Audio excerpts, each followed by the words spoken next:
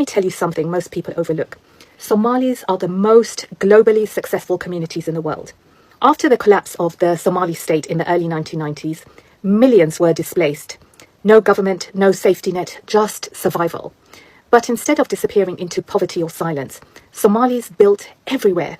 In Nairobi, Eastleigh is now called Little Mogadishu, a multi-million-dollar trade hub built by Somali entrepreneurs.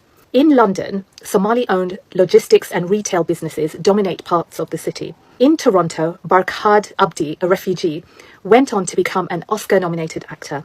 In Dubai, Somali traders run vast parts of the textile and perfume industry. And in Minnesota, Ilhan Omar became the first Somali American elected to the USA Congress. No colonial backing, no corporate sponsorship, just community capital, hard work, and trust-based systems like Hawala, keeping families and entire regions afloat. Even when the odds stacked high, Somali resilience built a quiet empire. But here's what I want to leave you with. How did a people torn apart by war become one of the most economically connected diasporas in the world?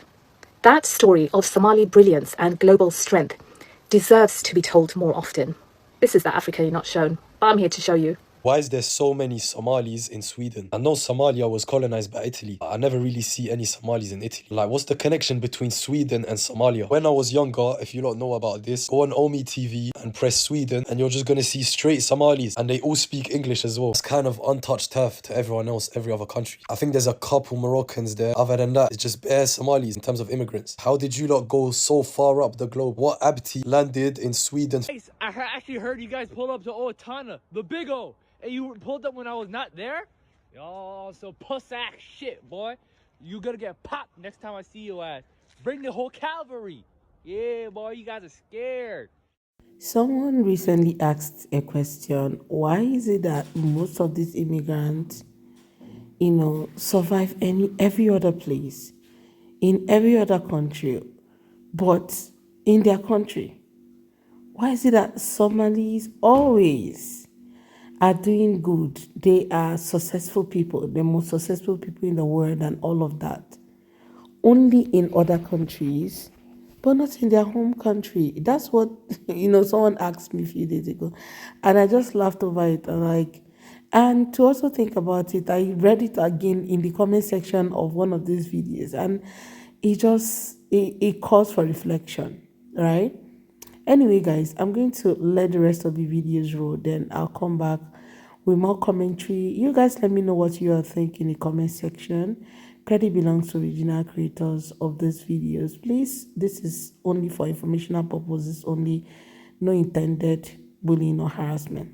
Let's go watch. I actually heard you guys pull up to Otana, the big O. And you pulled up when I was not there? Yo, so B1ack shit, boy. You gonna get popped next time I see your ass. Bring the whole cavalry. Y'all, that was Hassan Muhammad, a college student. Could you believe this? A college student at the University of Minnesota who probably got a free scholarship because they be handing immigrants those free scholarships up there, threatening to pop ICE.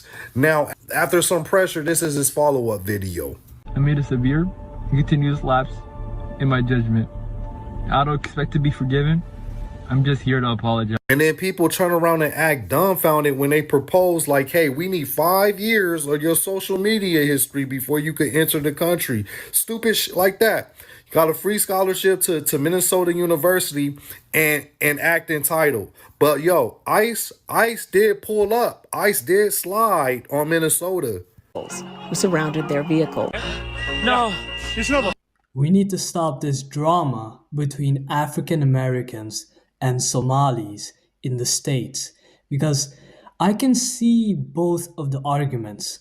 Some Somalis might argue that this drama is being initiated by African Americans, that African Americans interjected themselves into this madness, which is Somali American citizens being attacked by their president simply because of their ethnicity. And many Somalis argued that it is because of their skin color.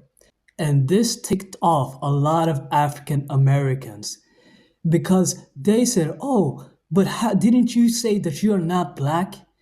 Well, if you're not black, then you can ask for help because someone is attacking you because of your skin color and stuff like that.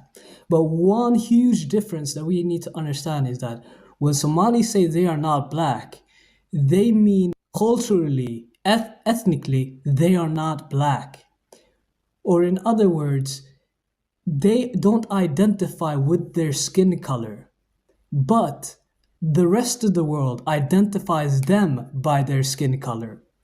So a Somali can enter a store, and before he entered that store, he was a Somali, but the moment he entered that store clerk followed him around because he saw a teenage black boy. And that is what they mean when they are being targeted because they are black, because of their skin color. However, I also understand the other argument. Many African Americans have a negative view of the Somali community because they feel like they spew derogative terms against certain Africans, against other African people in the diaspora, calling them names like Jarer, where some Somalis will claim that it is not negative, but 9 times out of 10, that name or that slur is being used in a negative term, whether you want to admit that or not. And that is something we definitely need to stop. So what can we do with this knowledge to move forward? Well, African Americans can try to see how other Africans view color and view race from their lenses, and understand that when they mean that they are being treated worse because they are black, it doesn't mean that they identify with the black culture that was made in African Americans in America. They mean that the color of their skin is the reason why they are being treated badly. Whether they identify with being black or not won't change their skin color. That label was made by racial hierarchy. And one thing Somalis can do is to look at the backlash and the strong reactions they are getting from their fellow Africans, including African Americans, and notice that it is rooted in feeling like they are being insulted or feeling like they are being looked at in a different way by Somali communities. And we have to be honest and really dive deep into say, okay, yes, this is true. There are certain things that are being used in a negative way towards African Americans, and we have to definitely look into that. African Americans and Africans at all. We can't just look into it. We have to really stop it. So these are the things that we can do to move forward.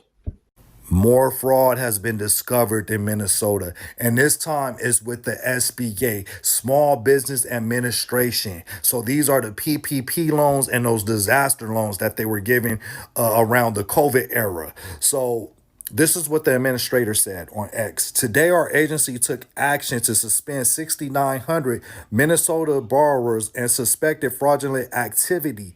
In total, these borrowers were approved for $7,900 in PP and EIDL loans worth approximately $400 billion. She said the implicated individuals will be banned from all SBA loan programs, including disaster loans. Going forward, we will also refer every case where appropriate to federal law enforcement for prosecution and repayment.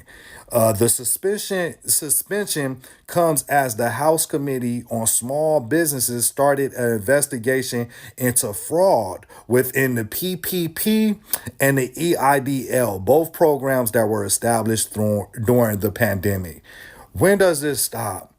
When does this stop? You know, it's like it's infinite fraud out there in Minnesota.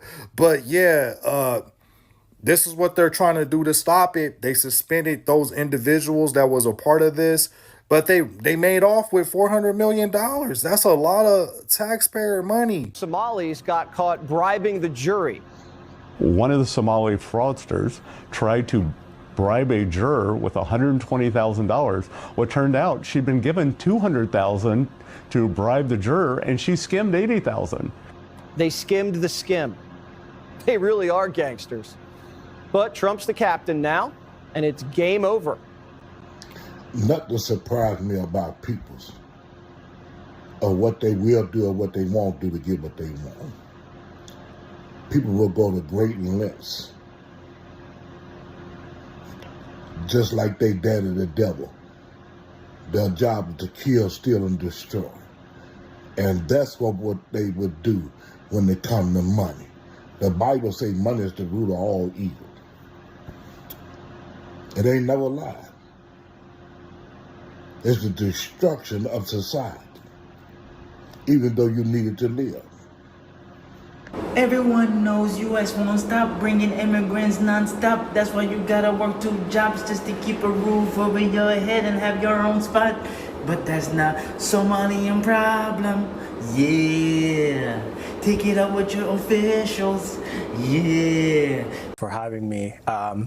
There are much deeper issues. I've moved into the U.S. And in Maine about 11 years ago, and basically the first question that members of my community asked me which tribe, I belong to, and when I mentioned, so I fell into that category. So there's a deeper tribal rivalry going on in the community, much larger than anybody can actually imagine.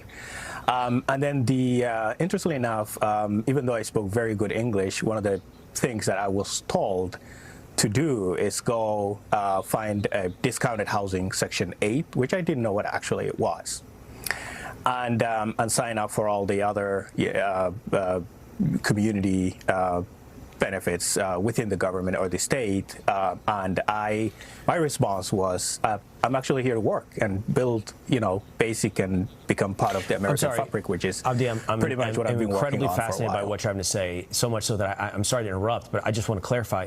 So when you felt that pressure and you were told to go join, public welfare programs once you moved here, where was that pressure coming from? Are you saying it's like cultural, like neighborhood, like neighbors telling you this is what you should do?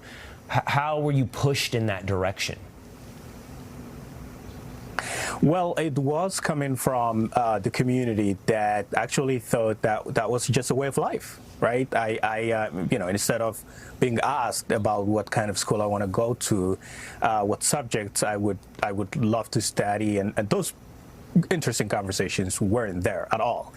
And my response was, can we do better things? Can we as a community actually integrate? And let's listen to that word, interestingly, because that had got me a huge backlash. This is many years ago that many people thought, no, let's not talk about integration.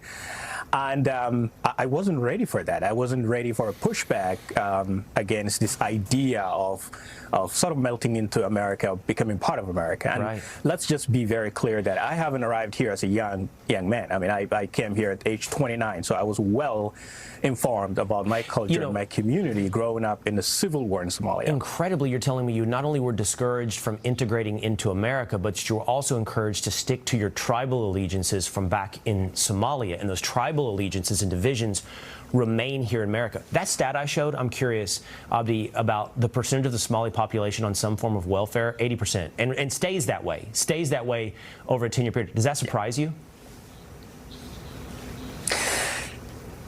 In some ways, it does not. Let me give you one example here. When I was in Somalia, a huge part of the population in Somalia, we're talking about 20 million people in Somalia, a huge number of that depended on $100 that family members in the U.S. sent back home. So there was not a lot of work to rebuild the country or get to work or, just basically building things. So this whole idea of receiving things the easy way has unfortunately actually evolved and became part of our way of life. The wrong direction. And instead of pulling over once they saw cars flying right at them, the witness says the semi sped up and was hitting 50 miles per hour, going the wrong way for nearly 3 miles. Miraculously, they didn't hit anyone, and Missouri Highway Patrol eventually pulled over that driver who had a legal commercial driver's license from Minnesota. But Highway Patrol says during that stop, our commercial vehicle enforcement troopers conducted a driver inspection and determined the driver could not properly identify road signs. as mandated by federal motor carrier regulations. Per federal motor carrier guidelines, he was placed out of service and not allowed to continue driving. Here's what we know about this particular trucking business. Cargo Transportation LLC is run out of an apartment in Hopkins, Minnesota, just outside Minneapolis. It was registered in 2023 to an Abdulwali Ahmed and only has 2 drivers, one of whom presumably can't read road signs. But still, last year the company drove more than 81,000 miles. We've reached out to both Cargo Transportation and Minnesota's Commercial Driver's License Division for comment. Transportation Secretary Sean Duffy says the Federal Motor Carrier Safety Administration is now investigating this particular company as the administration continues its push to crack down on foreign nationals driving commercial semi-trucks on our roads after a number of high-profile fatalities involving drivers, several of whom have been in the country illegally. Wow. Sandra. All right, Garrett Tanning on. My family immigrated here to Minneapolis, to Minnesota in 1993. As my father says, we came to a cold place, but we found people with warm hearts. My parents wanted to provide us a good opportunity for us to chase after that American dream, right? Many fleeing from civil war, crossing continents for a chance to build something, a chance for their children. For Sumaya Mahamood, her parents' struggle paved the way for her to shine. Despite the rhetoric, she's grateful to be Somali and American. One thing they taught me was resilience and not letting, other people's perception of you limit what you can do for yourself. I was born in Kenya, and then I grew up here, started kindergarten, K through 12, all the way up to college here in Minnesota. So we're talking about Abdimajad Mohammed Nur. He's going to spend the next 10 years, though, in federal lockup after investigators say he took part in a $48 million COVID-19 pandemic scam. So this was part of a meal fraud scam, Trace. They spent hundreds of millions of dollars that were meant to feed hungry American kids on a lot of different things. They took stacks and stacks of cash like you're looking at here. They were blown on luxury cars. Let's buy an Audi. Let's buy a waterfront property out in Minnesota. And if you have time, let's go to a private villa out in the Maldives. That would be nice. Well, that's what they did, according to prosecutors. They showed these video clips, Trace, of the fraudsters popping bottles of champagne out on that luxury getaway. Police say the men were happy to be cashing in. They were texting each other, "You're going to be the richest 25-year-old, God willing." What is being called the largest fraud scam in history? It happened on Minnesota Governor Tim Walz's watch. Today, the Democrat who ran for vice president launched a fraud prevention program. Critics say that's a little too late. The White House has slammed him for failing not just his state of Minnesota, but the country. He pushed back. You can't have one without the other. Any amount of fraud is too much. That's why over the last several years, we've made many systematic changes to state government to both detect fraud and hold those accountable after it happened. It's really important for conversations like this to remain respectful and of course thoughtful. When discussions turn into stereotypes, they stop being productive. Instead of helping people understand each other, they kind of create more division. So constructive conversation focus on facts, right? If people want to understand why certain countries struggle economically, that conversation should include history, likewise. So one thing that many people can agree on this is that opportunity matters. Most of these people come into any country, call it any country, because you have literally seen how so many people from different parts, have come out and call out the same people, and they keep saying things about, they keep saying that they are working hard. Does that mean that we are not working hard? One thing I love to point out is the fact that many immigrants that come into any country, they are coming for one or two things. One of the major reasons is to, break forth, or breakthrough, in life, because they know where they're going to have better opportunities. Most of them are going for better opportunities, enable them get better job offer and all of that.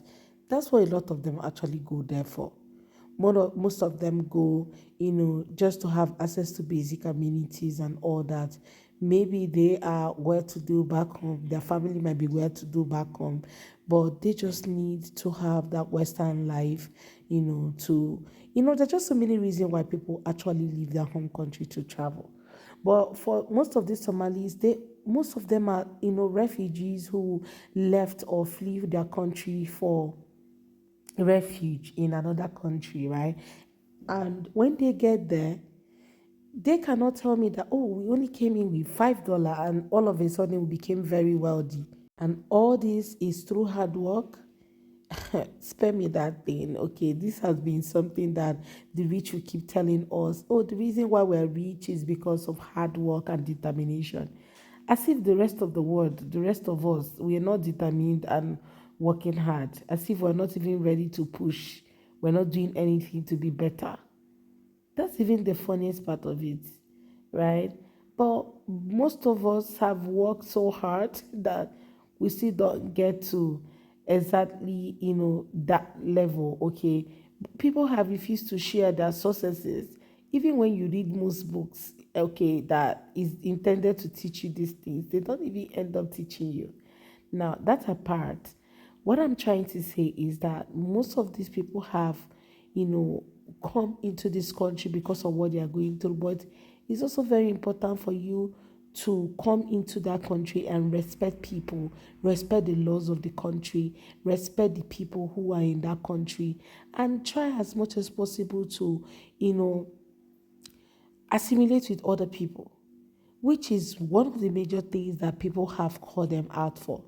You guys don't assimilate. You guys are not ready to follow. You people are not ready to do this. You people are not ready to do that. And the arrogance, the voice, the tone that they used to talk, okay?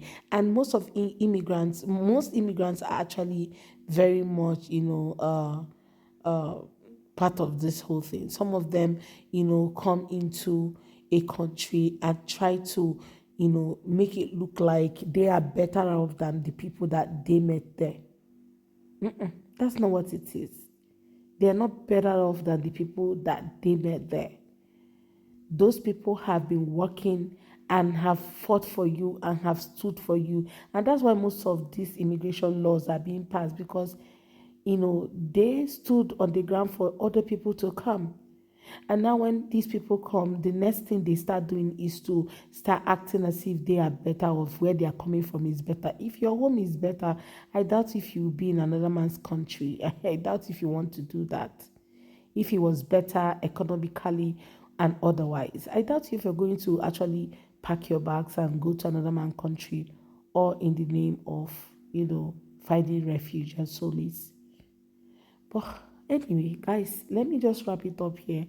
I'd love to hear what you all have to say about today's video, right? Let's have that conversation in the comment. What do you think? Okay, share your thoughts with me. I would really love to hear from you guys.